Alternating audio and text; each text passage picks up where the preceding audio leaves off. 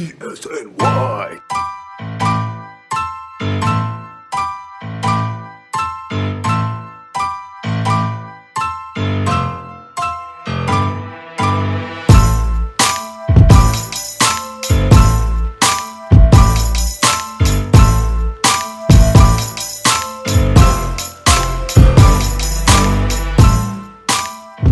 What is going on, everybody? Welcome back to the Clean Sweep podcast, which is Elite Sports New York's official Brooklyn Nets podcast. This is, of course, your host, Matt Brooks. I'm here with my co-host, Danny Small. How you feeling today, man? I'm doing good. Getting ready to talk some Nets. I got to watch my Jets in a little bit. We're recording Sunday morning, so we'll keep it to Nets right now. I don't need to think about the Jets just yet. Yeah, we'll save you the trouble today. I'll help you out with that. We have a special guest today, Chip Murphy. How you doing today, man? I'm good, Matt. Thanks for having me on. Congratulations on your first podcast, guys. It was great. I enjoyed listening to it. Not a lot of Nets content out there in the podcast world, I feel like. And you guys did a great job. So really entertaining. And it's good for ESNY to have a Nets podcast. I feel like we've needed one for a long time, and I don't know why we haven't had one.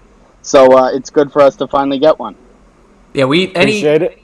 Any Nets content is always appreciated on ESNY. Yeah. So we gotta go ahead. I was going to just say, for people who don't know, Chip and I actually host a Knicks podcast. So Yes. for all of our Nets listeners, this probably won't matter to you. But Chip and I, along with Matt Castillo, we host Knicks State of Mind, which is ESNY's Knicks podcast. So a little crossover here, but don't worry. Chip knows what he's talking about. He knows Nets. Don't hold him. Don't go too hard on him, Nets fans. He's all right. He's good. I'm outnumbered. I'm not a Knicks fan. Yeah, I'm not a Knicks fan who only knows the Knicks and refuses to talk about anything other than the Knicks. Yeah. No, I feel like we talk about the Nets all the time now. Yeah, we do. Just kind of how this offseason they were so entangled with one another. Yeah, it we was talked fun. about the Houston Rockets a couple weeks ago. It was Yeah. Anything to not talk about the Knicks. Yeah. We talk about the Knicks enough. We can spend some time doing some other stuff. So, today we're gonna get started, and I'll let Matt take it away. But we're gonna get started with some awards talk. Matt actually wrote a 2-part series, 2 articles on basically all of the Nets, who's most likely to win each award. It's really good stuff. I would say go to elitesportsny.com and check that out because Matt did a really good job with that. But I'll let Matt take it away now, and we'll get into some award stuff. Well, thank you. I appreciate that. It was a fun column to write. I'm happy I didn't all do it in one because it would have been 3,000 words. Splitting it up was definitely a good decision on my part. What basically the thesis of it is that I went over 5 awards. I did not include Defensive Player of the Year because I didn't really think it was worth anybody's time. Because I don't think the Nets will have a Defensive Player of the Year winner. I actually don't even know if they'll be a top 12 defense or anywhere close to it. But the awards I went over were Coach of the Year, Executive of the Year, Most Improved, Sixth Man, and MVP. So I'm going to start out with the one that came out today, which is going to be MVP and Sixth Man, or MVP and Most Improved. Let's look at MVP because I've just been checking on betting sites, and there's really odds for only MVP and Rookie of the Year, which it seems like the Nets are really only in contention for MVP.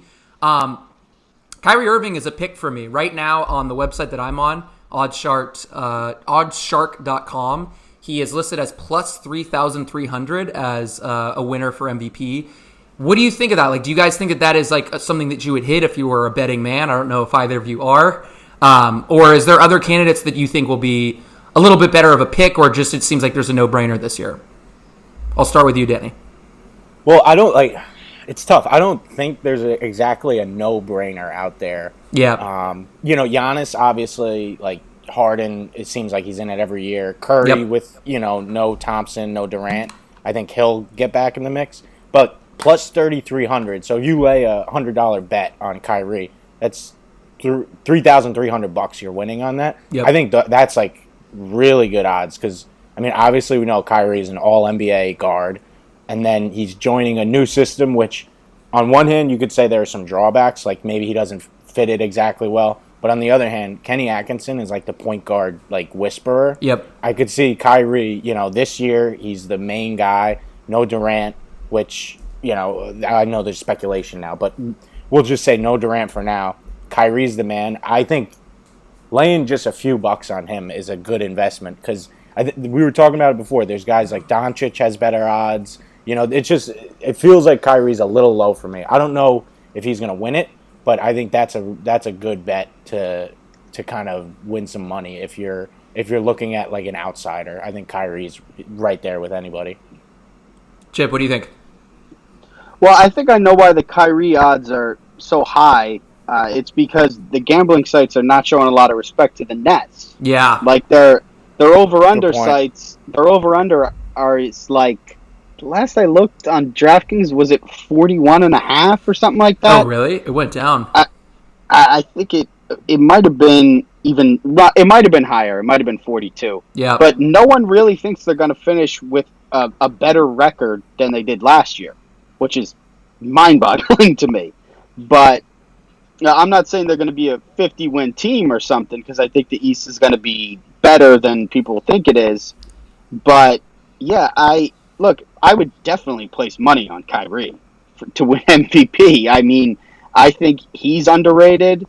I think I'm looking at DraftKings right now, and I don't even see his name on the MVP odds. He's so low. Yeah, he's 50-1 on DraftKings. That's crazy. That's crazy. He's below Karl Anthony Towns. Like, are you serious? Karl Anthony Towns? He's below Karl Anthony Towns. Yeah. And look, I love Victor Oladipo, but Victor Oladipo's coming off an ACL. When's he going to be back? Is Oladipo going to be back for the start of the season? Or? They're thinking I don't January. think so. I've heard January, December. How is he ahead of? Okay, I don't know. I don't know how he's ahead of Kyrie then, but it's a good point actually on the wins. I didn't necessarily think about that. Yeah, Brooklyn. Oh no, the Brooklyn Nets win total it's over under 44.5 now. Okay, for Brooklyn, but still, yeah, I feel like other than Westbrook's triple double, the first one, like you have to almost come in like second or third in in your conference to be in that MVP conversation.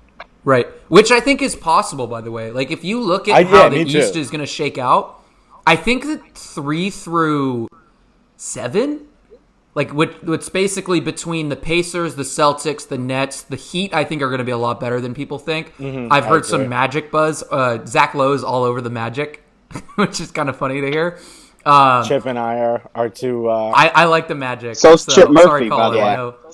Yeah, that's... Colin, like the lost episode of one of our Knicks things we did with Colin, who we'll have Colin on, Colin Loring. We'll have him on the pod here at some point. Yeah, we had a spirited debate about the Orlando Magic. So when we do our season previews and everything, I'm looking forward to talking about Sounds exhilarating. Yeah, the Orlando Magic. Yeah. But yeah, so basically it's going to be 3 through 7, maybe even 3 through 8. Super competitive. I don't really see a clear favorite. You can make the case for any one of them. You can make the case against any one of them. So if Atkinson's Nets play better and the Kyrie Irving spot is just such a dramatic improvement over Russell, and they just really are basically injury-free, Karis LeVert is the guy that we saw in the playoffs, I don't think it's out of the question at all to see them as a potential 3 seed. Maybe it's like a 49-win team. It's nothing crazy. It's basically what the Celtics won last year. If that happens and he's by far and above better than pretty much anybody in the conference, and the West is just a rock fight after night, essentially, it could definitely happen. That was kind of the thesis of my article today. Was with Kyrie, ever since he went to Boston, people have been waiting for that like James Harden like season from him, and I think one of the things that's going to trigger that is that he just needs to take more threes. He attempted 6.5, I believe, last year. Harden's taking 8 on a bad season, 13 last year, which I don't think is going to be sustainable for someone like Kyrie, because that just expends a lot of energy. But if he can get to like 9 threes, maybe even 10 threes a game, you're looking at him becoming a 23 to 24 point scorer to maybe 27, 28. And that just garners a lot of media attention. So the floor is his. I mean, I really think he could take control of this offense, and he's such a damn good shooter. He's over the last 3 seasons, he's shot 37% in pull-up situations and 44% off of catch-and-shoot situations. So the guy can score from anywhere in a league that favors three-pointers and in a system that favors three-pointers. That's a really big deal. So I like his odds. If you look farther down on the odds list, another name that pops up, maybe like Jimmy Butler, but that's asking a lot out of Jimmy. For some reason, I just believe in Kyrie a little bit more, maybe just because of that three-point shooting. I also think Kyrie's team is a little bit better, so that helps. But outside of that, as Chip said, some weird names on there. Karl Towns, Luka Doncic at 1,600 is just weird to me. That one to me stinks of like so many people just jumped on and are betting him early. So I don't know. I don't see Luka winning an MVP. Yep. Sorry, Mavericks not fans yet. listening. No. It would be unheard of. Eventually maybe, but not this year. In year 2, that would be like when did LeBron win MVP the first year? What it was like? It was I want to later. say like year 4, year 5. Was it Derek? Probably the only like comparison would be Derrick Rose. Probably. He won when he was young. He was 21. I forget if that was his second or third year. Probably year 3. Because he came in after his that would be the freshman only, year. Was he? Yeah, he was year 3. So even that would be like, I don't see it happening. Yeah, it's pretty much of a long shot. Do either of you two have anything else to add on MVP? No, I think if gun to my head, I'd go like Harden, Curry, Giannis. But other than that, I mean, I think it's pretty wide open. I think that's kind of the feeling going into this year. Right. Let's move on. I want to get into the over-unders that you've created, Danny. So what I'm thinking we do is I'm just going to – thinking about Coach of the Year, Executive of the Year, Sixth Man of the Year, Most Improved, is there any awards that stick out above the others just because we don't have odds for those? Just to kind of quickly summarize over those, anything that you think that a specific net will be in the running for or has a really good chance? I'll start with you, Chip. Which one do you think would be the most likely for the Nets to come away with? Well, I think most improved, the guy you have to key on is Karis LeVert. I saw you. I'm looking at your article right now, and LeVert is the guy who I think not enough people are talking about him. I think he sets the Nets apart from like a 42-win season to maybe like a 50-win season. Yep. Because we don't really know where his ceiling is. Like, is he a 15-point-a-game guy? Is he a 20, 22-point-a-game guy? Because if he can be that, then the Nets are a 50-win team, in my opinion. Because then he's a superior player than Jason Tatum was last year, and everyone thinks Jason Tatum is in the Hall of Fame already because he practiced with Kobe Bryant a couple times, which is bizarre to me. But yeah, I think there's a very real. I think he's going to be on like those Bleacher Report prediction lists of most improved player for sure. And I wouldn't be surprised if, I mean, I don't know who's going to. Obviously, Dinwiddie is going to be a pick for Sixth Man of the Year. He almost had it last year, but who's going to start at center? Like Allen or Jordan? I don't know. If Jordan comes off the bench, I think he's going to have a huge year playing against backups. So I wouldn't be surprised if he puts up Sixth Man of the Year numbers. I think he's going to have a massive season playing with Kyrie. I mean, his best ball came playing with Chris Paul, right? So, right. And he looked good with Luka. So I think playing with another great point guard, I like what DeAndre Jordan can do. I don't know if he starts, then obviously he's not going to be in the running for that. But I think they should start Jared Allen. He's young. I think taking him out of the starting lineup doesn't really help him. So I like DJ for Sixth Man. I like Karis LeVert for Most Improved. And I really do think Kenny has a chance to win Coach of the Year this year. He's a media darling for sure. Mm.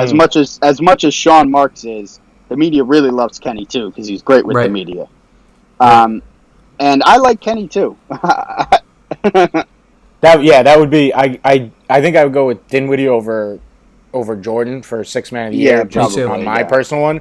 But I think like the one for me that I'm looking at is Kenny Atkinson, Coach of the Year, because like Really? just said before, if they get to like that 3 seed, they maybe like compete for the 2 seed even 50 plus wins. They overachieve without Durant. I think then people are going to be like, oh, I think last year Kenny Atkinson started getting some buzz as like, wow, this guy is actually a pretty good coach. If they take another step forward this year, I could see that like just continuing and him getting that narrative boost, because I think a lot of these awards it's narrative. Like we kind of talked before the show. We talked about Luka and Trae Young last year. Luka, won in a landslide when Trae Young probably outplayed him for at least the second half of the year. So it's like sometimes these narratives build into this, this almost the other candidates can't overcome.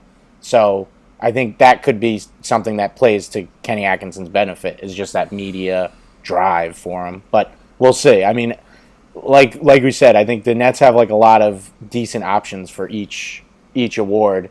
I guess it just comes down to whether or not they overachieve and hit that 50 win mark, or they're kind of like one of those 6, 7, 8 teams in the East. What's funny is that I think that the Coach of the Year and the MVP are going to be tied together for them. So because I did a lot of research on it, at least historically, and last time a coach wasn't on a 3-seeded team was 2010, I believe, and I think it was Scott Brooks that year that the Thunder were like a 7 seed with like 50 wins. So it's obviously really hard to do that, especially with a team that's missing $35 million worth of talent in Kevin Durant. So that's something that I would keep an eye on, is like if they're going to get to like that 3 seed and kind of touch the 50 win threshold, it's going to be off a big Kyrie Irving season. So he'll be likely a top 3 MVP candidate, and Coach Kenny Atkinson will be in the running for Coach of the Year. So those two are kind of tied together for me. The one that sticks out to me a lot is Dinwiddie for 6th man. It's mostly because the field is kind of dissipated a little bit. Lou Williams, I think, will still be really good, but he is a very high usage, high volume type of player. Now you have Kawhi and Paul George, who are going to be playing, I'd say, night to night. It's going to be kind of a balancing act for them and trying to figure out how to work all this talent together. So because of that, I think it's going to be harder for him to get his touches. And again, it's just he was basically the focal point of that offense, and now that's completely changing. I expect his points per game to go down. Some of the other people that were in the running last year, Sabonis is now a starter. Montrezl Harrell might have to be a starter. It just looks like the field is sort of giving away to Spencer Dinwiddie. And Dinwiddie, meanwhile, might have the ball in his hands more this season, just because their team is less deep. They're going to need him to chuck it off the bench. So I like that one a lot for them. I think he's going to be in the running for 6th man of the year for a really long time, unless, of course, he gets traded somewhere and he becomes the starting point guard.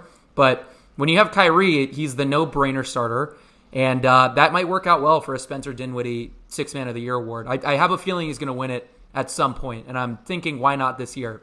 If he can just work on a couple things, get his three-pointers up to like maybe 34, 35%, up from like 32, 33, it's going to be a big year for him. So that's where I stand on it.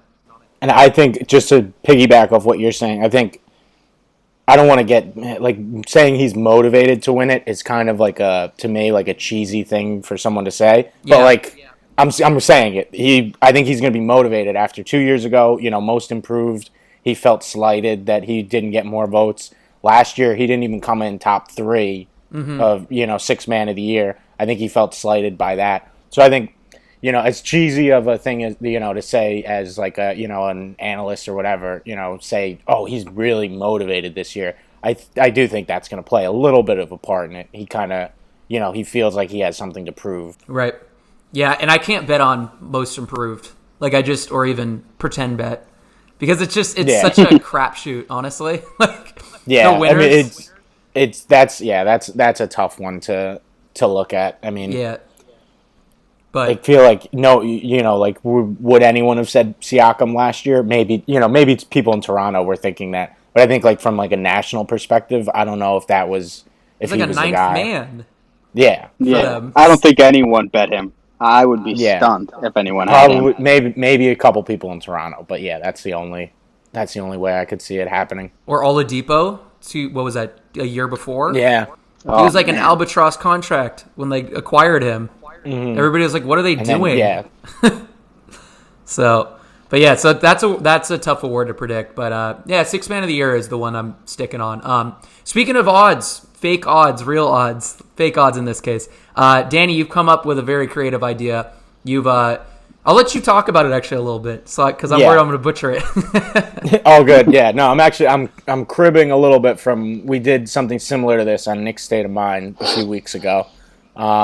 We're gonna go with over-unders, and I picked all 15 guys on the roster right now. Wow. And I just took one stat from each of them. We're not gonna, we don't have to do every stat for every player. I just took assists per game or points per game, and I'll throw out the player. We'll keep track, and then at the end of the year, we'll see if we came close or if we're idiots and we were just like way off on everything. So I'll start here. I'm going to start with Karis LeVert, and this one actually was inspired by a Brooks column on Karis LeVert becoming more of a facilitator. Yeah. So I'll start with you, Matt. I'm going to go 5 assists per game over under. His career high, I want to say, hold on, I'm pulling it up. It's in the mid fours. Where is it? 4.2 is his career high assists. So we're saying five assists per game would be a career high. Over under, what do you got, Matt? Ooh. Oh, I know I'm gonna deliberate over these. I can already feel it. You have to. Yeah. I gotta be a quick twitch with it. All right, I'm gonna say 5 assists, man. That's kind of a lot. I'm going the under. 4.2 to 5 was 4.2 last year, or was that 4.2 was 2 years ago? Last year he was just under 4. He was 3.9 in the playoffs. I remember I just looked at these numbers. He was 4.4. I think he's going to be closer to a 4.5 than a 5. So I'm going the under on that. Chip, what do you got? I'm gonna take the under on that too. I don't want to go into my Kyrie take because I think my Kyrie take. I wanted to save it for talking about Kyrie, but it has to do with my Kyrie take and how underrated of a passing year he had last year.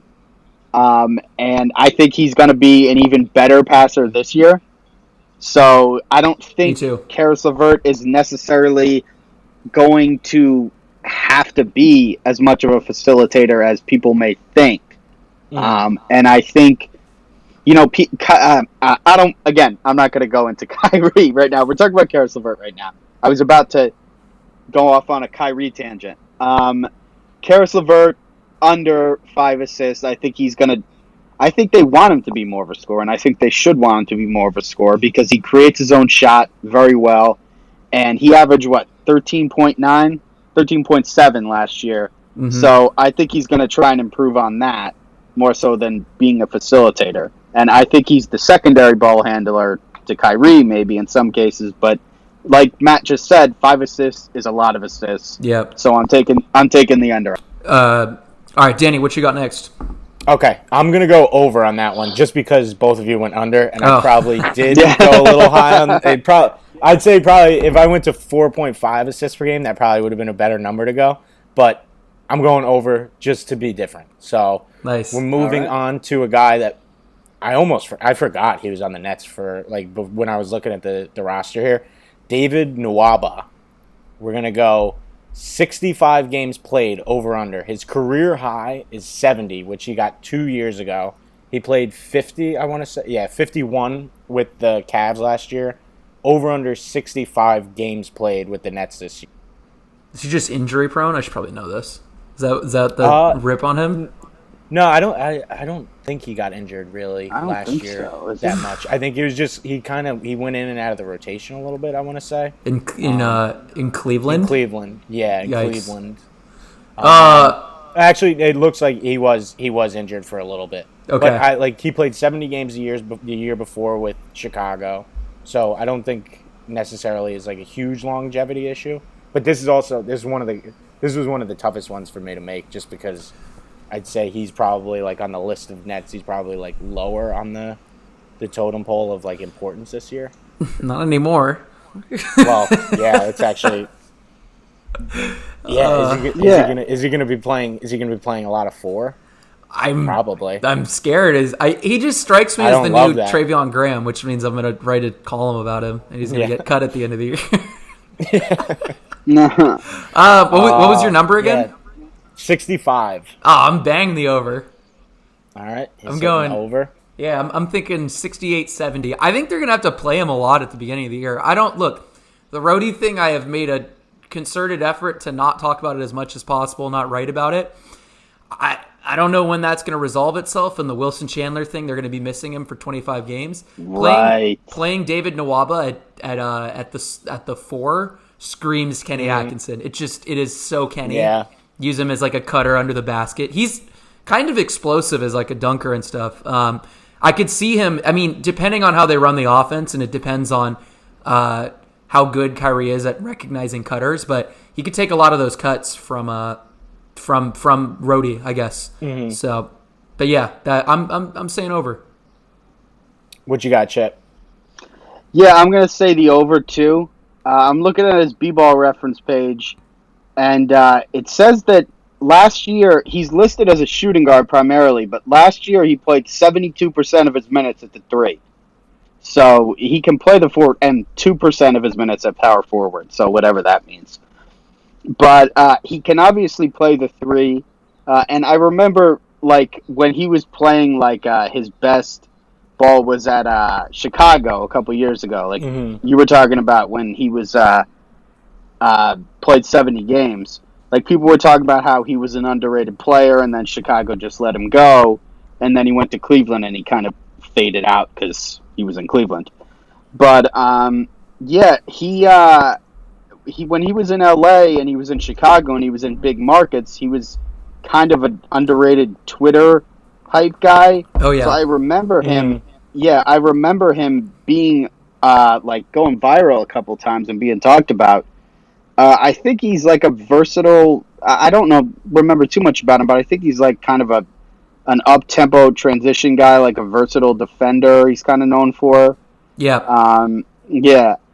And yeah, I think, like Matt said, Kenny Atkinson is the guy who played Dante Cunningham at center.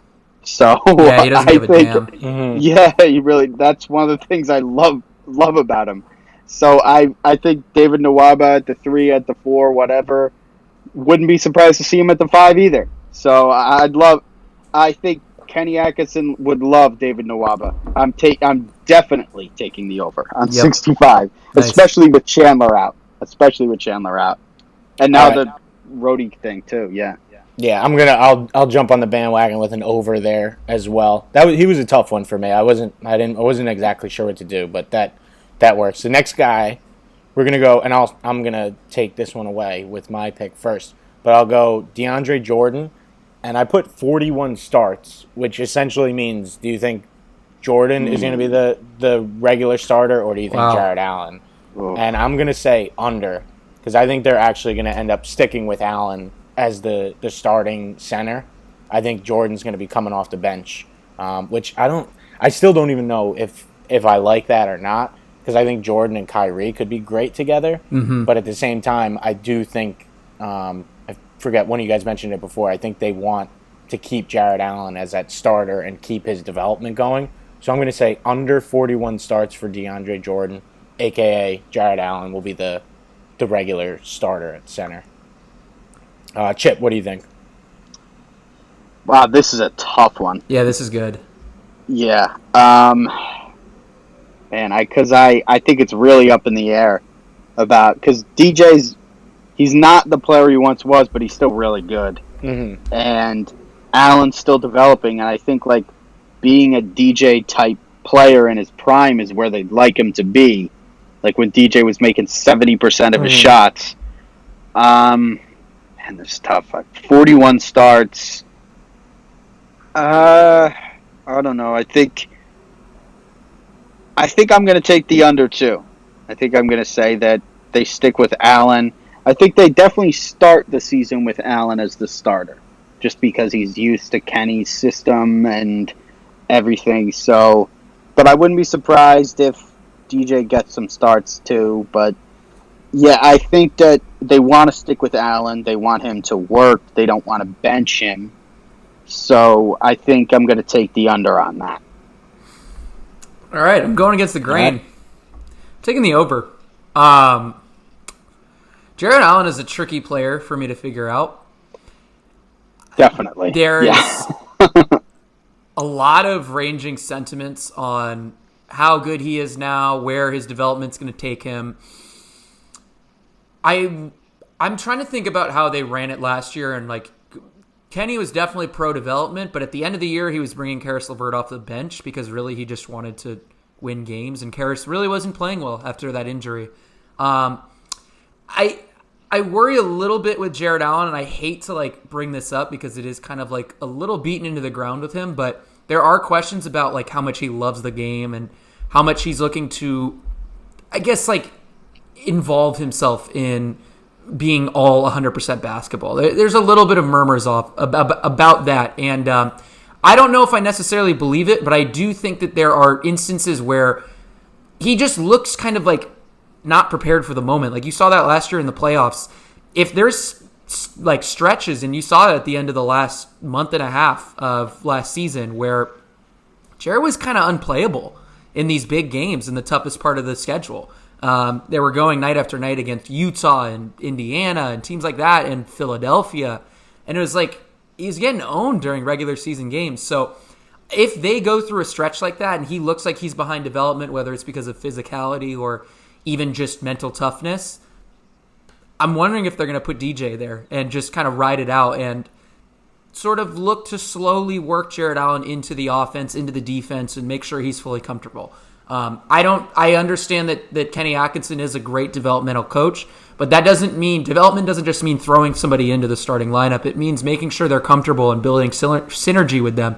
And it's worth mentioning that the point guard that he's played with more comes off the bench, and that might matter a little bit more for somebody like Jared Allen. So I don't know. I'm just tossing ideas out there, but I did want to go against the grain a little bit because we've been agreeing. Yeah. I like it. Yeah, I like it. No, and your reasoning was spot on right there. So I'll go straight into Jared Allen's. I have him 2.75 offensive rebounds per game. His career high, it was 2.4 last year. Then the year before, he was 2.0. So maybe 2.75 is a little high, but I'm thinking, third year, you take a little bit of a step. That would be, to me, like an incremental step forward, 2.75. Because I think 3 was like a tough over-under to set. Yep. But I think 2.75, hopefully we'll get a little variation. And I'll start with you, Chip, since I think we haven't started with you yet. What are you thinking? Yeah, 2.75 is a lot. Do you know how many guys had 3 offensive rebounds per game last year? I'm looking that up right now. I'm looking at the per game. I know just off the top of my head, I know Enes Kanter did because I was looking sure at his basketball reference last year. But yeah, I'm looking at the. Who's this for? This Jared is for Allen.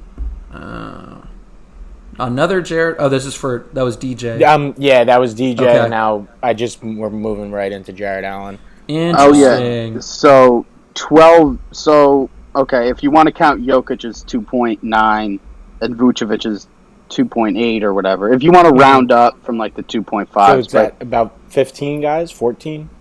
Yeah, something 15. like that. Yeah. I wouldn't count Tony Bradley though because he barely played, so it's less than that. Yeah. Okay. Yeah. Oh, Marvin Bagley. Good for him. All right, I'm changing on the fly. We're gonna go 2.5. I think that's a little bit more reasonable there. 2.5 offensive rebounds per game. You know what? I'm gonna say over because I think the Nets are gonna take a lot of shots. Kyrie Irving takes a lot of shots, and there's gonna be a lot of shots going up in general. The Nets, I assume the Nets are gonna play fast. They have a lot of athletes. So they're going to try and get up. And as Matt was saying earlier, they're not going to be very good defensively, so they're going to give up a lot of points. And if they're smart, I assume they're going to try and run off of makes too. and that's something that Kyrie likes to do. Kyrie will like to run a Mm-hmm. one-man fast break at times. And, I think he's going to have a lot of opportunities for offensive rebounds. Why do you think Andre Drummond always leads the league in offensive rebounds? Because his team stinks and they miss so many shots. Mm-hmm. I'm going to say over 2.5. I'm gonna go over 2. I was gonna go over 2.75, so I'll go over 2.5. I think, I have him starting most of the year, so I think he'll have decent minutes. I think he'll be able to reach that. Matt, what do you got? Oh, I'm cheating right now. I'm trying to look up. Well, I'm not cheating. I'm trying to do some research on this. I'm trying to figure out what his offensive rebounding percentage was, because I know it was really good. All right, I'm not going to look this up right now. I don't think it's going to happen for me. Clock's expiring. 2.5 is a lot, and if I'm assuming that he's not going to be starting every single game, I think it's going to be really hard to put that type of impact up. So I'm going to take the under. What was his career high again? It was 2.2. 2.4. His career number is 2.2. Last year he was 2.4. Damn, that's tough, because the substitution for Ed Davis and DeAndre is probably going to be about the same with minutes. Mm-hmm. I'm going to act under the assumption that even if DeAndre is starting, he's not going to be playing crazy minutes. I don't think it'll be. Ooh, that's tough. I'll go the over. Let's give him. I'm thinking he could get to 2.5, right. 2.6. 1 year stronger. 1 year better at knowing the angles. I remember looking at his offensive rebounding percentages, and they were very, very good. He's good at rebounding in traffic, especially when it's contested. He was up there with the Enes Kantors and the Andre Drummonds, so that's a good sign for him. That's always been one of his strengths. So I'm going to take the over, excuse me. And I think they're going to be a great offensive rebounding team again this year, which will be exciting. All right, so we're all sticking on the over on that one. Yes. All right. Yeah. Hold on. Let's do a couple quick ones here, because let's see. We have a few that I definitely want to get to, but let's run through a couple quick ones. Garrett Temple, 35% from 3. He's about that number. He's about that number for his career. He is, 35.3% for his career, and last year in Memphis at least he was 35.2. 34% for the season. So 35% or over on Garrett Temple. Damn. That is tough. That is really tough. I'm going to start. Okay, so 35%. He shot, I believe, 39 in Sacramento 2 years ago. Yeah. Mm-hmm. Oh boy. I'm going to say over, because I've been writing a lot about their spacing, at least their theorized spacing, just that because they have a couple guys that can, Joe Harris, Turin Prince, Kyrie Irving to a degree, they can hit from the right corner. If they slot him in the left corner, they have excellent spacing, and he's a 40% three-point shooter from the left corner. Knowing Kenny Atkinson, he's going to get him the best looks possible. He's going to be one of the many guys replacing the Jared Allen, Rondé Hollis Jefferson corner threes this year. So if I'm going all spacing, I'm going all Kenny Atkinson is a genius with the offense. I'm going to go over. I don't feel confident, but I'm going over. Chip, what do you got? I'm going to go slightly over 2. Last year was his highest 3-point attempt rate since his second year in the league. He took a lot of threes last year. And I think that playing in an offense, like Matt said, talking about the spacing, where he's going to get more open shots, especially even more open shots than he got in Sacramento, because they weren't very good. And last year in Memphis, I mean, they're notorious for having poor shooting. They always have, even when they were good. So I think that's going to help him. I think playing with guys like Kyrie, that's really going to help him. I'm going to say the over. I'm not going to say very much over. I'd say maybe 36, 37 tops. I'm surprised he's only at 35% for his career. I would have thought higher because he's really, really known as a shooter. Right. And everybody he's had some calls really him good shooting years. Like a 3-and-D type of guy, but he's really he's a good, not great shooter. Yeah, I guess so. Yeah. Yeah, I'm going under. Just like like you said, he's a good, not great shooter. I think he definitely has a role on this team. He's not a guy I'm really thinking of like to be like a huge contributor for the Nets. I think I don't know. He'll be part of what they do and everything. He's not one of the guys I have like a ton of faith going into this year. So just for that reason, I'm going to go under. And then another one. This was a tough one just because there wasn't a lot of he didn't play in a ton of games last year. John, I always mess up his name. Jonan Musa. Donin. Oh, I don't even know. Zanon? Zon, is that how you pronounce it? I always mess it up. It's so bad. It's not my strength. Zanin Musa. I'm saying, and I don't even know, 4 rebounds per game. He averaged 7, I think, in the G League last year.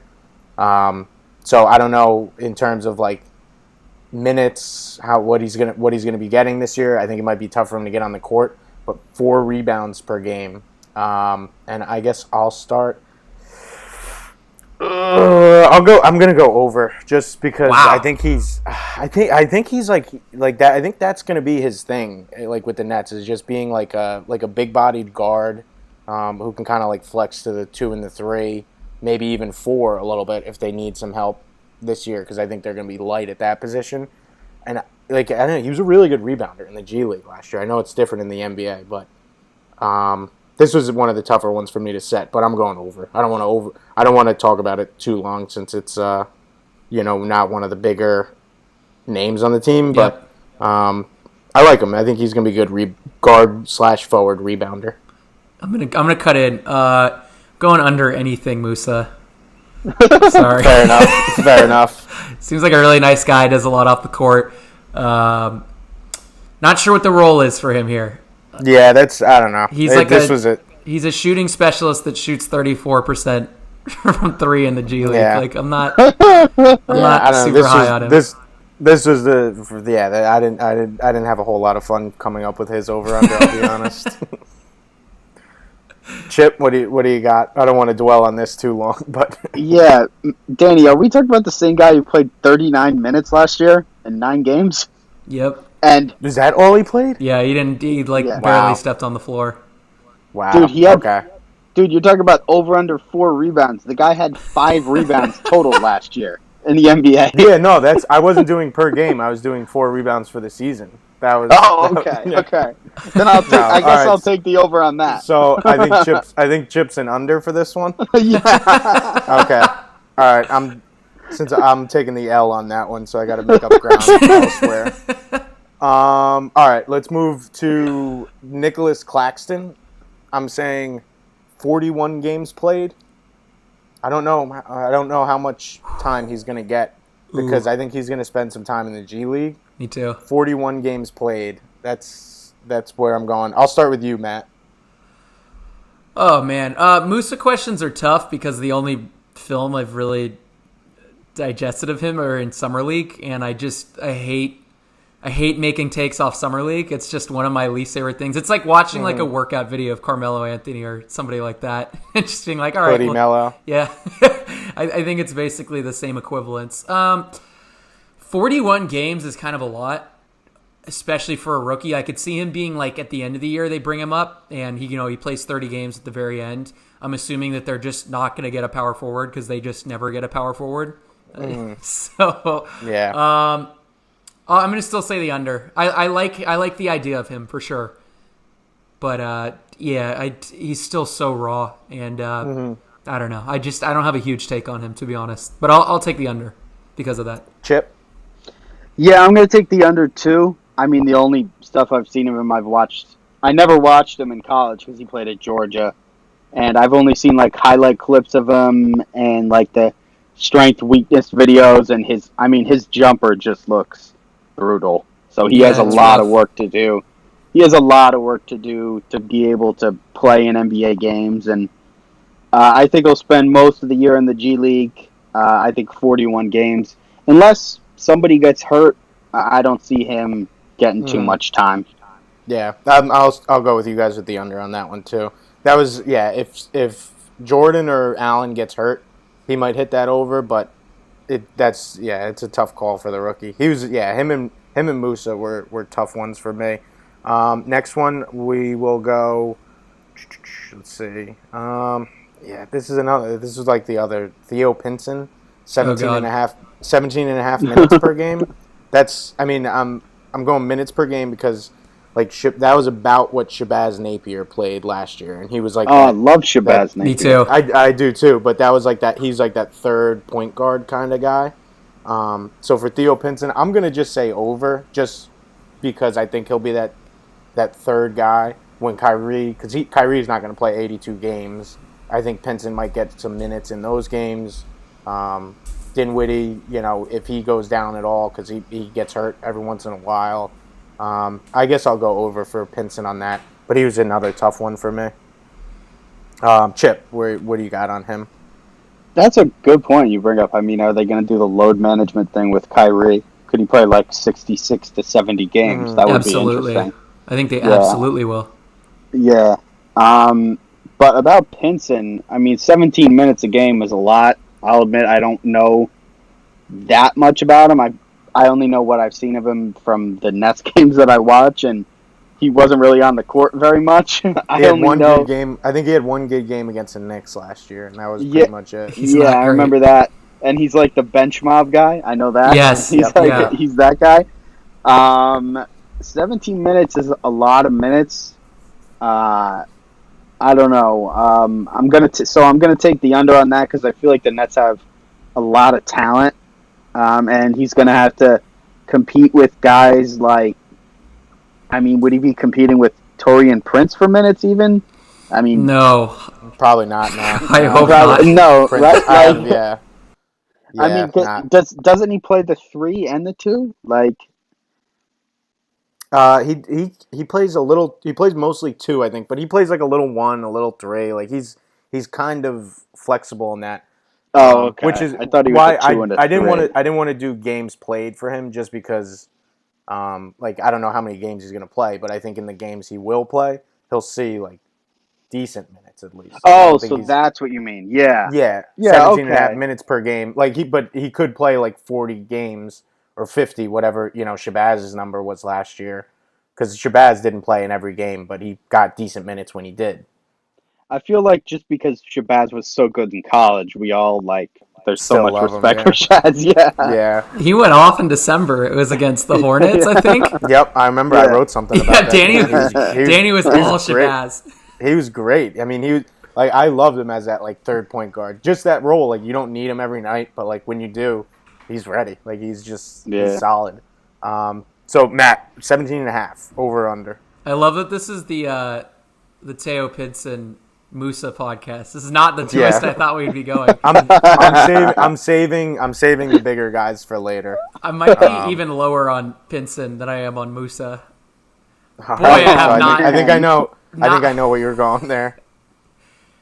He's like a slow slasher guard that can't really shoot. He's like a I don't know, man.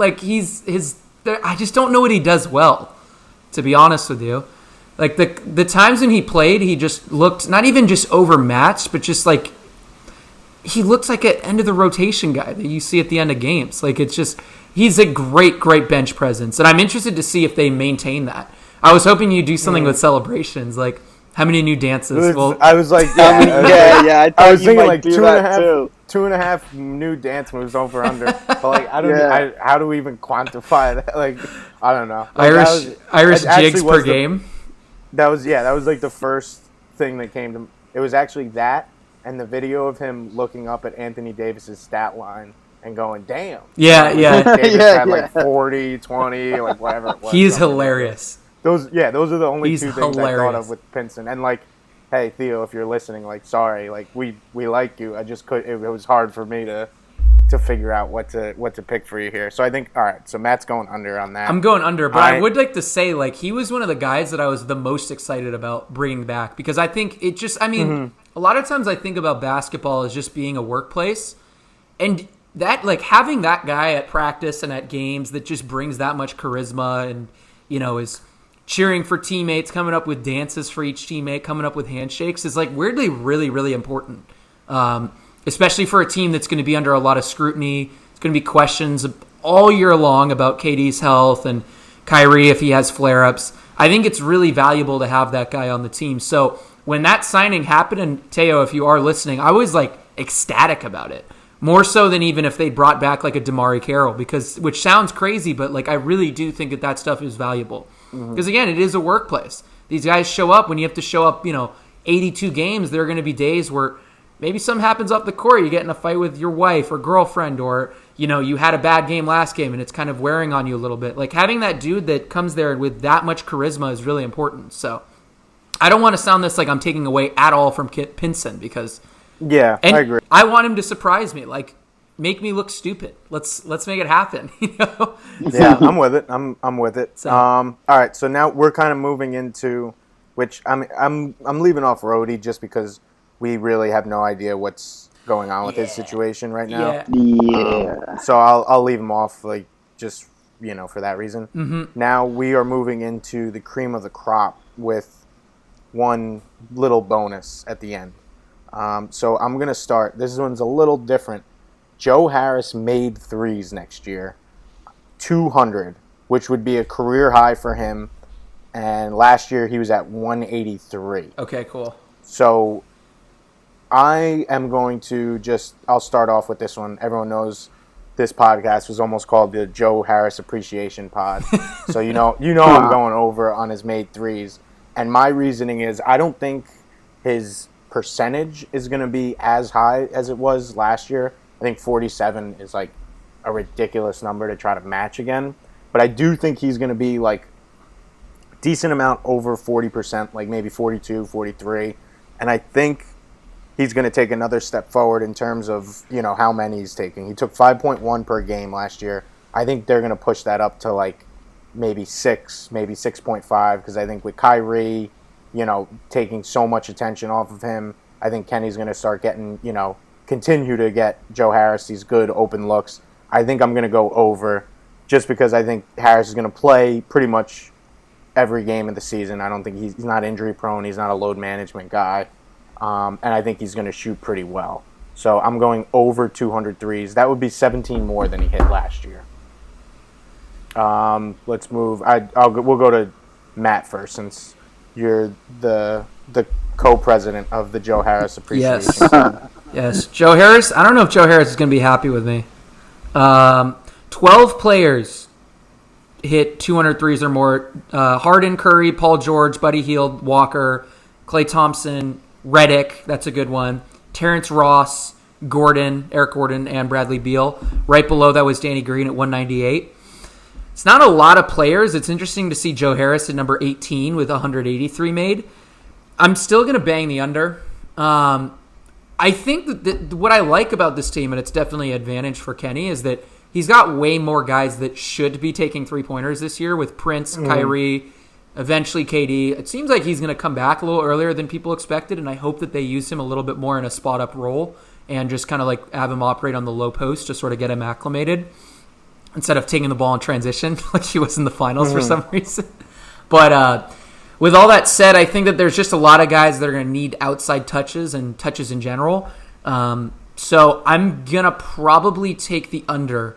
And I worry just a little bit about the loss of D'Angelo, just because so many of Joe Harris's looks came in transition, which you've detailed many times, Danny. I'm a little worried about that. I don't know who's going to be pushing it in transition. If it's Kyrie, he's going straight to the basket. If it's LeVert, he's going straight to the basket. So I'd be a little worried about that. I'm taking the under.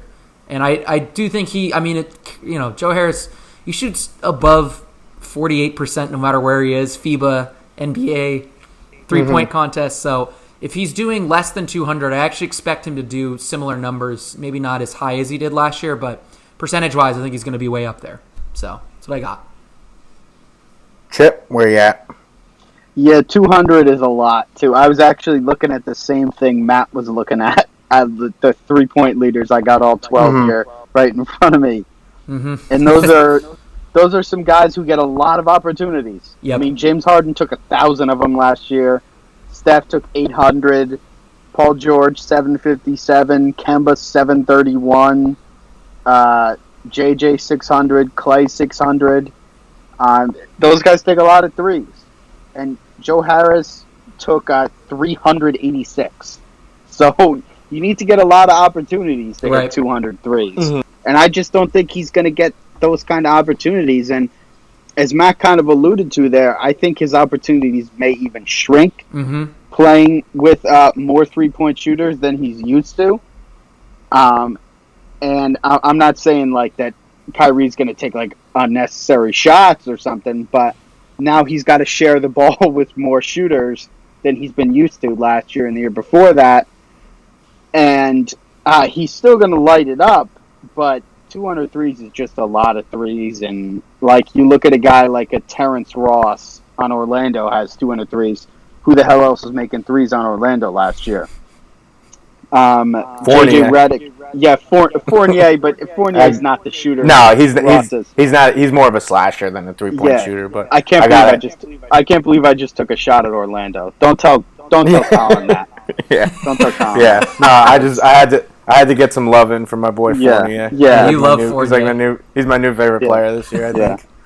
Yeah. So good. I'm the only one on Joe Harris Island right now, so I like it. Yeah, that's a tough one, but we'll see. I never doubt Joe Harris. Let's go. Taurean Prince, kind of a boring one I picked here, but 14 points per game. That's a good last one. Last year, let me see. Was he 13-9, I believe? Yeah, he was 13-5 last year and 14-1 the year before. So basically 14 points per game. Is he going to have kind of like that career high scoring year this year? Chip, why don't we start with you for Prince? Yeah, I'm going to say the over for sure. Yeah, he averaged 14.1 2 years ago, and he only took 11.9 shots. I think he's going to take more shots this year. He's averaged 4.5 threes for his career, 38% from the field. I think he'll take even more threes this year. I think he's going to get, is he going to be the fourth option behind Dinwiddie? I don't know. It'll depend, I guess, who's hot and who's not, because Dinwiddie can be streaky. But I think he's going to get more opportunities than he did in Atlanta, because I know Trae Young kind of tended to just be the dominant presence there. But I'm going to say the over because he's already done it before, and 13.5 last year. He was close to that too. And I think, he didn't get too many shots in Atlanta. I think he's going to get more shots in Brooklyn than he did there. Yeah, he kind of played his way out of the rotation, or the rotation played him out, essentially. Ooh, this is a good one. I think I'm going to take the over. He's going to be weirdly really important for them, just because he's really their only guy that can play 4 until KD comes back. Mm-hmm. So because he's going to be filling that void more so than somebody like Nwaba, who we've already talked about, I'd assume that he's going to put over 14. I actually think that 14, maybe 14.1 is really where he's going to be sitting. But as Chip said, expect him to take a lot of threes. I don't know if he's like the long-term answer for them. I actually am not sure what they're going to do about him next summer, because he's a restricted free agent. He's got holes in his game, but I think early on Kenny's going to want to give it a shot, just because in that big trade package, he was the one thing they got back. Sorry. That's our other host. Yep. Had to happen. Yeah. I think I'll go over too. I don't think it's going to be over by much if he does hit it, but just piggybacking off you, Matt, like I think he's really one of their only legitimate options at the 4. So I think he'll see some big minutes. I think if he does get over, it'll be like 14.5 maybe 15. Like, I don't think it'll be much higher than 15 if he does get it. But I'll ride the bandwagon and go with the over for Prince as well. All right, so now looks like we've got a few left here. I obviously left some of the big ones for last. We'll go Spencer Dinwiddie. This one I did a combo kind of because I didn't want to limit him to one stat necessarily. I said 15 points per game is the first part, which he did that last year. He had 16.8. Yep. And then the second part of that would be over 5.5 assists per game. Because I'm looking at the last 2 years. In 2017-18, 12.6 points, 6.6 assists per game. Then last year, 16.8 points, 4.6 assists per game. So it's kind of like he did a little more scoring, but it hurt his assist numbers a little bit. I think, is he going to, kind of even that out? Which 15 points, no, I'm sorry, I said, but yeah, 15 points and then 5.5 assists per game. I think I'm going to say over on it, because like we were talking about in the sixth man of the year, that combo. I think Dinwiddie's going to have a big role in the team this year, even if he's coming off the bench. I think he's going to be one of their primary scorers off the bench, so I think he'll eat there. And then I think with the assists, I think he'll have whoever the backup center is. I think he'll have a good he'll develop chemistry with Jordan, Allen, whoever it may be. So I think he's gonna have a big year this year in terms of scoring and assists. But I'm probably a little higher on Dinwiddie than most people are, just in general. So I'm going over on that. What about you, Chip? Are people not high on Dinwiddie?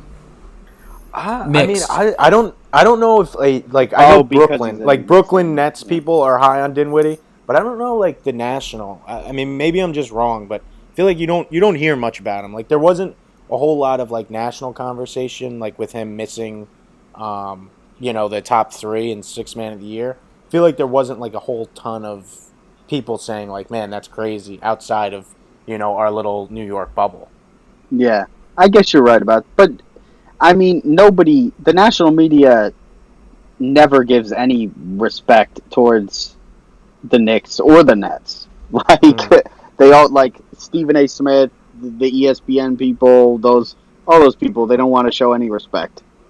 Except Stephen A. has been saying a lot of good things about the Nets recently. But I don't know. I thought Spencer Dinwiddie was getting some love there, but I kind of remember when Karis LeVert went on the jump. I think they were talking up Dinwiddie, but I could be wrong. What was I going to say? I think I'm going to take the under on the assists. You said 5.5, right? Yeah, 5.5. Yeah, 5.5 on the assists. See, I'm going to take the under on that because I think he's going to have a big scoring year. Okay, so yeah, I'm taking the over on the points. Yeah. Okay, so since we're kind of packaging this, I'm going to put you as an under.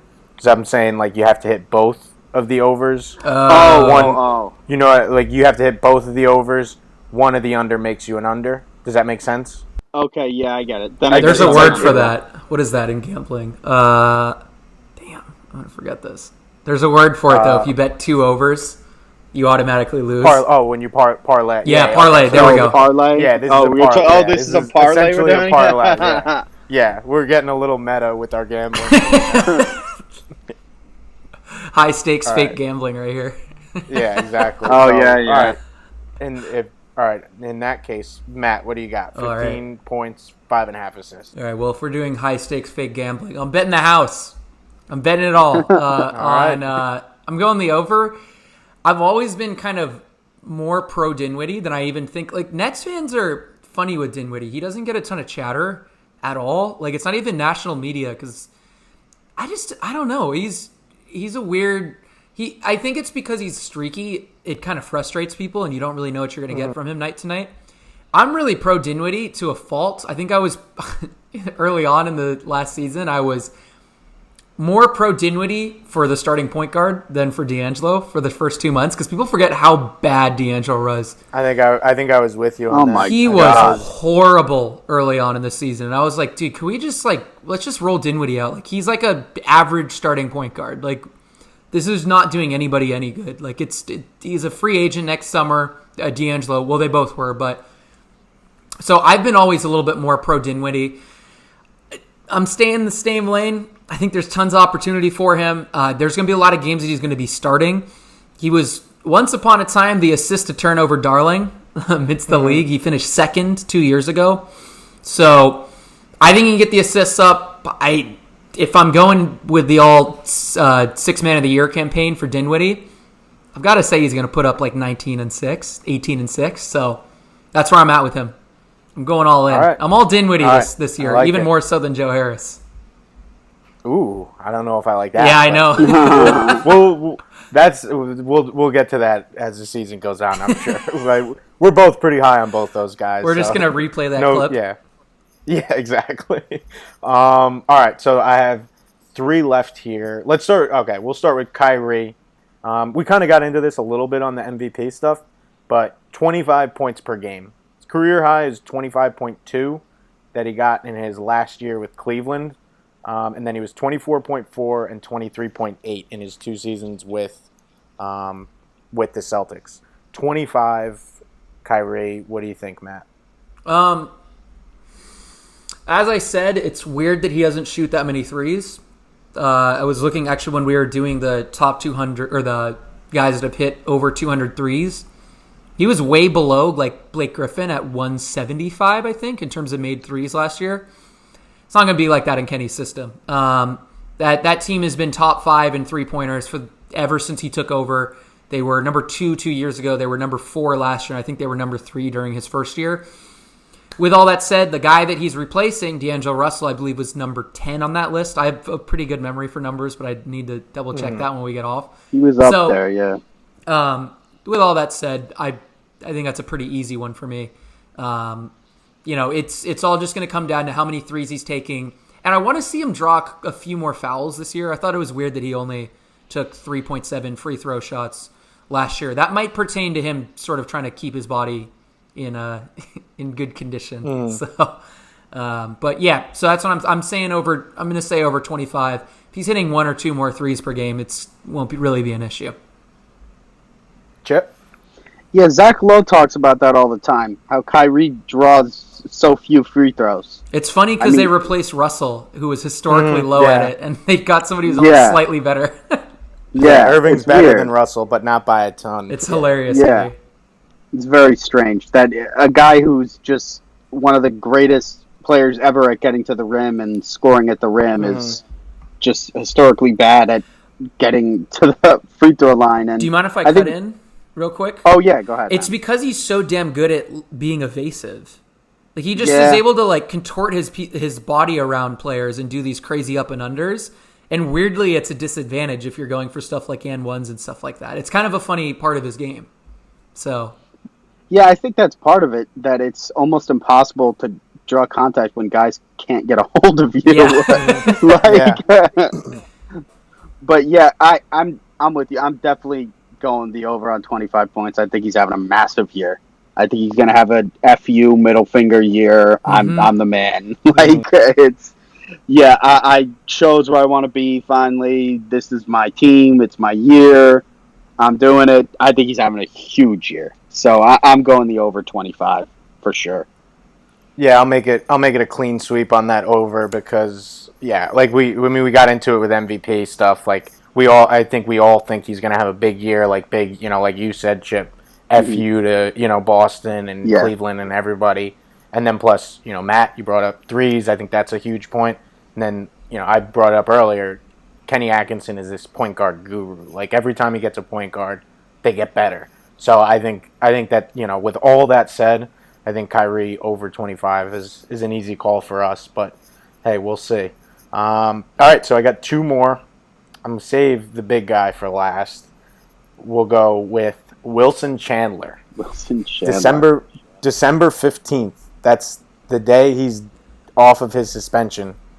Is he still on the team? And this is kind of a little bonus. Does that mean Carmelo Anthony is on the Nets and he took Wilson Chandler's spot? So this is basically is December 15th is the number, I guess, or date, whatever you want to call it. But is Carmelo going to take Wilson Chandler's spot? I thought you were going to say, is he still on PEDs by December 15th? I would hope not, because then they definitely will need to figure something out. But let's start. Chip, well, I'll let you take it away since you're our Knicks Melo guy. Oh man, God, I hope so for his sake. He deserves a team, but I feel like if they were gonna do it, they already would have done it. That's how I feel. The same way about the Lakers. If they were going to do part of it, just to cut in a little bit, part of it is they get that extra roster spot. Yeah. When the fifth game, and at least for me, like I don't even know what I'm going to say yet, but like if they pick up Melo when they have that extra roster spot and he's good, that's what I'm thinking. Like if Melo's like great off the bench, fills a role, will they decide, you know what, let's just cut bait from Chandler's. Whatever it is, I think like $2 million. Will they cut bait from him there? But it's, I don't know. So Chip, you're saying I have you down for a hope so right now. I definitely hope so that they sign Melo. The fact that Melo's friends on the team keep putting out there through the media that they want him there, that's encouraging. But Sean Marks is obviously resistant towards the idea, because if he wasn't, then he would have already signed him. So, yeah, I mean, I just don't see it. But I'm hopeful, but I'd be surprised.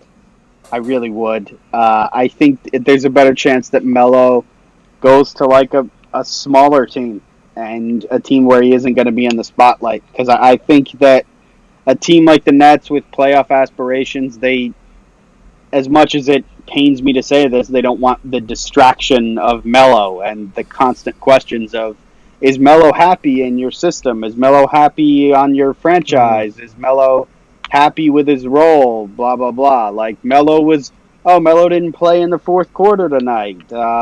Melo, did you and Melo talk about that beforehand, that he wouldn't be playing in the fourth quarter? Like, it's a risk to sign him. And I'm not sure if the Nets are going to want to deal with that when they already have so much to deal with Yes. this season. Yes. Yeah, I think the roadie thing kind of hurt Melo in a way. Just because they're already going to be dealing with two stars that don't love the media. I think that's probably the best way to put that. Chandler's suspension, and then the Rodions Kurucs thing that happened literally a week after. So, I'm still not sure where I stand on the Melo thing. The one thing I will say is it's really strange that the players keep leaking that stuff to the media about wanting him. I don't know if that is a sign that there's friction between the players and Sean Marks, or if we're all just getting slowly prepared for him to sign there. I haven't decided which side of the fence I'm on with that. It could be one or the other. But I think regardless of what happens, if they do sign Melo, I have a feeling that it's not going to work out, sadly. I don't know. I'm not super high on the idea. I've kind of been in the camp of like, okay, well, let's just sign him and get this over with so we can stop talking about this. Have it not work out. So I think by the end of the 25 games, I have a feeling that they signed Wilson Chandler in the first place because they saw something in him or they saw a role for him. I just have a feeling that he's going to be there by the end of the 25 games. So, yeah, if I guess I'm taking the over, right? Yeah, you're saying over.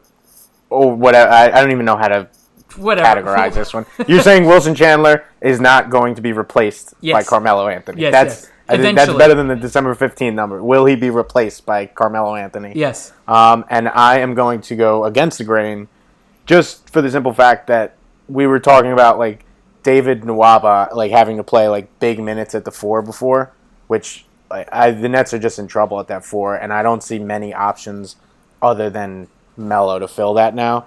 So I'm going to say yes, Melo's on the team, and obviously there are tons of other factors, so I'll probably be wrong about this, but I think Melo's going to be on the team, and they're going to cut bait with Chandler.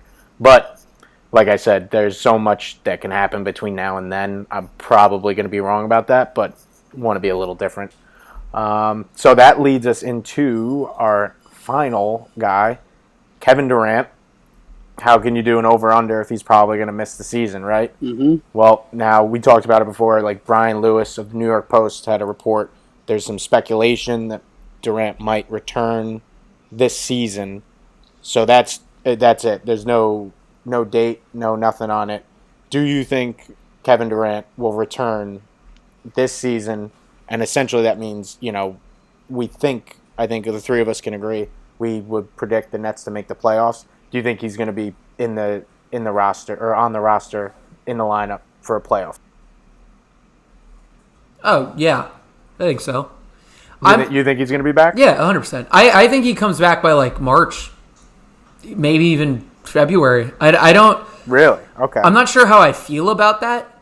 I mean, it all just... Yeah, I don't know. I just don't want to make the injury worse. I think there's certain ways to work him back into the offense, and I hope that they don't just say, hey, here's the ball every single time every time we go down the floor, and we're going to pump your usage up to like 30%. Mm-hmm. Like, I hope they don't do that. I think there's ways to make it work. Run everything through Kyrie. Let this be the year of Kyrie. Weirdly, if he's in the MVP race, it'll actually really help Durant, if that makes sense, because there's a narrative behind that. And, I think it's all about making especially Kyrie comfortable in year one. And I think that Durant, because they're close, he'll understand that. So, yeah, I think he'll absolutely be there. I don't know. I don't think we're really going to get prime or even close to prime Durant in year one. You'll probably see that more in year two, but I do think he'll step on the floor, and I think he'll play some minutes. So, Chip? No, I don't think we're going to see him at all. I don't think he'll play a single minute his first year. I mean, the Achilles, it was brutal, right? Like, I'm sorry, I just got distracted by the Jets and the Patriots for 2 seconds. What a disaster. Oh, God. Yeah. Yeah, he's not going to play. You look at like previous players, like Kawhi Leonard shut himself down for a year. After the Isaiah Thomas thing in Boston, player decided to smarten up and just say, like, if there's something wrong with us, we're going to shut ourselves down. I think because, Isaiah cost himself so much money in Boston. And I think KD realizes, he's 30 years old now.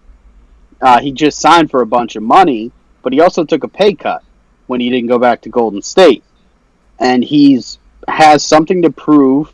He went to the Nets. He left the greatest team of all time. And he has I don't know if he cares about his legacy, but he has something to prove. I think he wants to at least compete for a championship with Kyrie. And he doesn't want to hurt his chances at doing that by coming back too soon. And I think sitting out the year and then going in on year two would be beneficial to that. And if I'm the Nets, I'm not sure I would want him to come back. I mean, that was a gruesome injury. I want him to take the full year off and do what... Well, I'm not sure if the Spurs were happy with what Kawhi Leonard did, but would do what Kawhi Leonard did, and look what happened with Kawhi Leonard when he took the year off, right? I mean, came back stronger than ever. So yeah, if I were him, I'd take the year off and come back, and like Matt said, he's not going to be the same player if he comes back anyway. So. And he may not, even if he takes the year off, he may not be a top 5 player when he comes back anyway. But he's still going to be an elite guy in the league. And if he's there with Kyrie, the Nets are still going to have 2 top 15, top 10 players. So I'd wait. If I were the Nets, I'd say, look, let's take it slow. We have the potential for something special here. Let's not try and screw it up. Yeah, this one was a tough one, and I don't know. I think Durant is super, super competitive, so I think he'll do everything in his power to come back. Especially if they're going to be in the playoffs, I think he'll think if I come back, get in the playoffs, we have a chance to win it all this year immediately. I think there's definitely some truth to, or some, I don't know what I'm trying to say. I think that's a possibility. I think Durant pushing himself to get back is a definite possibility, but I just spent all of last season at and I know different injuries, different players, different circumstances, spent all of last season waiting for Kristaps Porzingis to come back or like make any kind of progress, like where he'd be on the court. And there's like, a million different reports like, oh, the Knicks want to hold him out. Then the reports like, oh, Kristaps was running and this and that. Like, I think I just have fatigue from being on Kristaps' watch for, until January last year with the Knicks. I'm going to say no for Durant just because I think big injuries, like tough injuries, like Chip's saying, these guys, they realize sometimes it's just rushing yourself back can hurt you in the long run. And I think the Nets and Durant will eventually come to the conclusion that, like, risking it for 1 year is not beneficial to the other 3 years. But, like I said, Durant is a different animal. All he wants to do is just get on the court and play. So I could really see that one going either way, especially with all the speculation coming on now.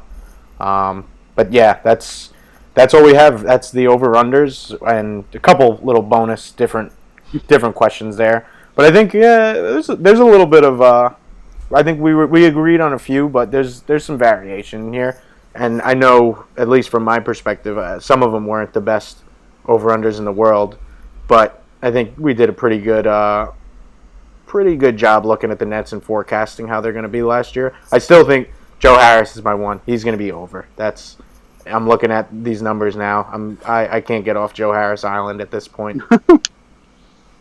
I went against him. The whole thesis of this podcast.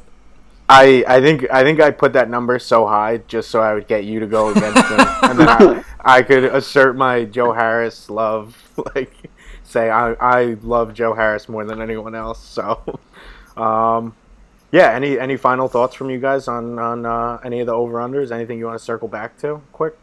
I don't think I have anything. We could do the random shout out since we did that last week. Oh, yeah. Yep, yeah. Putting you on the spot again. Yeah, I forgot. Chip, we just basically how it works. You said you heard the whole episode, but I did. Just as a review, what we do is we call it random shout outs. I actually got this from my first podcast that I started doing, where we shout out something not basketball related, because I think that's what a lot of us do to a fault almost, is only talk about basketball. So it's nice to talk about real life things and acknowledge that we have lives outside of basketball. So I'll let Danny go first. I'll give you a second. Okay. All right.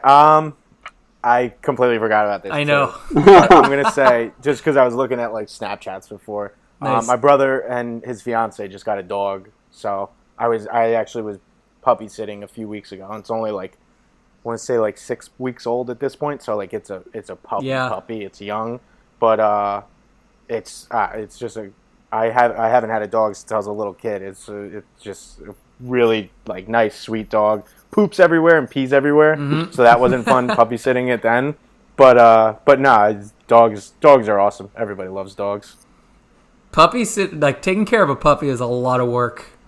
Yeah, I was like working over the weekend too, so I was like, it was definitely a hurdle. Like I'd take my eyes off of the dog for like 2 seconds, and then all of a sudden I'd look and it's like peeing somewhere on the rug or something. The saving grace was just like, since it's such a little puppy, it slept so much. Like you could just like put it on your lap and it would fall asleep instantly. So I just would try and make it sleep all the time if I had to do something or cook food. So yeah, that's my shout out, Cubby, my brother's little dog. Nice, it's a good one. Very wholesome. Yeah. Everybody likes dogs. Chip, do you still need more time? No, I think I got one. All right. I think we're just talking about like our own personal lives. Is that basically what we're doing here? Yeah. All right, I like that because I pretty much do talk. My entire Twitter is basketball or whatever I watched on Netflix recently. So I do like that. So I guess yesterday. Actually, I saw, because I'm obsessed with basketball and Netflix, and all I do is stay in, and I never go out. So I finally saw some of my friends yesterday, went out, and I saw that Seth Rogen movie. The Good Boys? Oh, yeah. It's so damn funny. Oh, my God. It's, really? Yeah. It's just like, Super Bad. Super bad. Yeah, yeah, it's like Super Bad, but with little kids. Oh my god, it's so freaking funny. I love it. I hadn't been to the movies in forever too, and we went to like one of those theaters where you sit down and like you eat at your seat, and you have like a tray and everything, and like burgers, and you can like there's alcohol and stuff too. Yep. It's so cool, so cool. And so we saw that. I still got to see. Did you guys see Once Upon a Time in Hollywood? No, it's on the list. I haven't yet. Yeah, I gotta see that one still. That's the one because I love Tarantino. I heard my friend told me it's his best one, or he thinks it's his best one. Good cast. I've heard anything from like best one to like it was to like Yeah. it was awful. Yeah. Like, I've heard like so many different things on the spectrum. I do want to see it for myself. Yeah, some people have said best one. Some people told me it's okay like that, and then my uncle told me it was way too long and it sucked. Yeah, so I heard it is really, really long. I've heard that like it drags, but I don't know. That you got to expect that from Tarantino. I though. know. Yeah, All of his movies those are long. his movies. Yeah, Yeah, Reservoir it's just the Dogs way is it still my goes. favorite one, but I think I'm a Pulp Fiction guy. I think yeah, when push Pulp comes to Fiction's shove. good. Yeah, Pulp Fiction's good. Good boys, huh? I actually hate. I live in the city. I live in Brooklyn. I hate going to the movies in the city. I don't know what it is. It's like crowded, and it just I don't know. I'm used to like the full like widespread movie theater experience. So, but I have been wanting to go to the movies soon. So, and it's also expensive. So, like everything in the city. So Yeah. So yeah, I mean, I might want to go see that. It's been on the list. I'm actually shouting out a movie too. It's funny that you bring that up. Probably good for me that you're bringing it up, just because I'm on a little bit of a movie binge right now. We've got a month and some change before the season, so I'm trying to pack it in, watch every single movie that I haven't seen over the last year. I'm doing well. I'm really ripping through them right now. And I saw Sorry to Bother You, which I know is like a year and a half old. I finally got around to that, about the salesman, and damn, that's a weird movie. It's good. I would recommend it. Who's in that? I don't know who is in that. I'm not good with actors or directors, so I'm not gonna... It sounds familiar, but I don't. Yeah, I'm not a huge movie guy. Lakeith Stanfield. Yep. That's okay. Yep. I know the one you're talking about. It's really good, but man, that is a movie of twists and like a lot of deeper meaning to it, which I like. It's like a psychological thriller, which is one of my... I think that's probably up there with like superhero movies and just like comedies. So that's my top three in terms of genres. So yeah, I'd recommend that. It's really good. It's a trip. All right, I like it. We're turning it into a movie podcast I know. now. This is the rebrand in episode 2. Yeah, I'm glad you brought up movies because I was gonna either go with Good Boys or I was gonna brought up how I started Mindhunter yesterday. So I didn't wanna go like that way. I didn't know if you guys were talking about like your real personal lives or something. I'm glad you brought up. Oh yeah, I literally like right before we got on the pod, I was like looking at like pictures and Snapchats of the puppy. So like as soon as random shout out, I was like, yeah, I'll give Cubby a shout out. But no, I like the movies. Those are good ones too. Nice. All right, well, I'm thinking we're gonna sign off. We're getting up there in terms of time. This is gonna be definitely a longer episode, I think, compared to some of our other ones. But I did want to thank everybody for listening. If you're listening to this, we are available on iTunes, so give us a review there. Which is awesome because I love Apple Podcasts. That's what I use. So, but yeah, I mean, I want to thank Chip for coming on. It's been really fun having you on. I also want to thank Danny for doing an excellent job with the over-unders. You really made me think about the Nets in a lot of different ways, so I might get some article ideas out of this, which is always good at this time of year. And yeah, I'm looking forward to this. We should all do this again soon, the three of us. For sure. Yeah, thanks for having me on, guys. Appreciate it. This was fun. Yes. One of these early, because the Knicks and Nets play like a million times like in the beginning of the season. Yep. We'll definitely get Chip back on and go to town on those games. Hash it out. For sure. But yeah, send us a review, rating, whatever on iTunes, and thanks again, guys. Appreciate it. All right, guys. I'll talk to you next time.